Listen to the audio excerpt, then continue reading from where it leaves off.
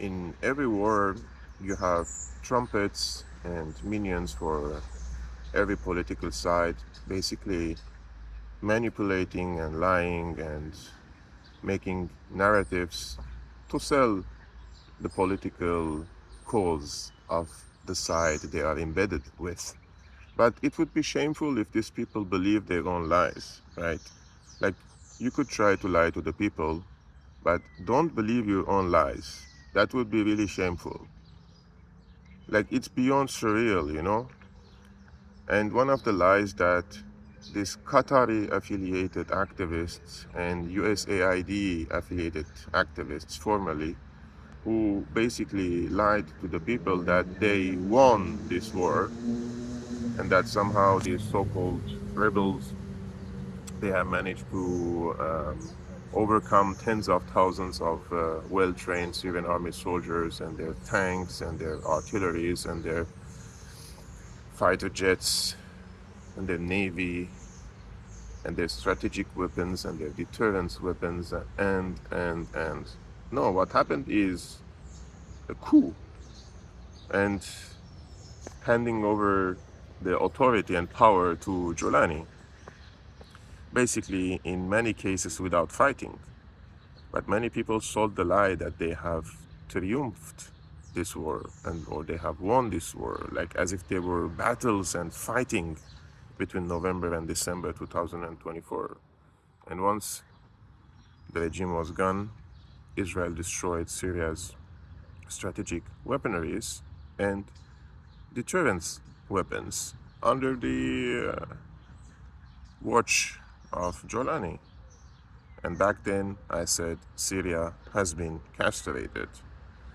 And yesterday, a few hours ago, I don't know how many fighter jets from how many countries were flying over Damascus, including Israeli, Turkish, Russian, American, and each side was bombing in some places. Basically, I would say, sorry for the expression, but raping Syria. And now the minions of Qatar basically asking the question, why hasn't Israel bombed Syria like this or the presidential palace under Assad? So they're trying to give the impression that Jolani is very dangerous to Israel, you know? That's why Israel is bombing Jolani but never bombed the previous president of Syria. And none of these Qatari affiliated and funded minions would dare to say that Syria had deterrence and weapons and air defenses to basically repel such attacks, number one. And two, bombing Syria this way would have had consequences. But Syria is completely naked now. What do you expect for Israel to do? Of course, Israel will continue raping whatever left from Syria. This is the unfortunate truth that they wouldn't tell you.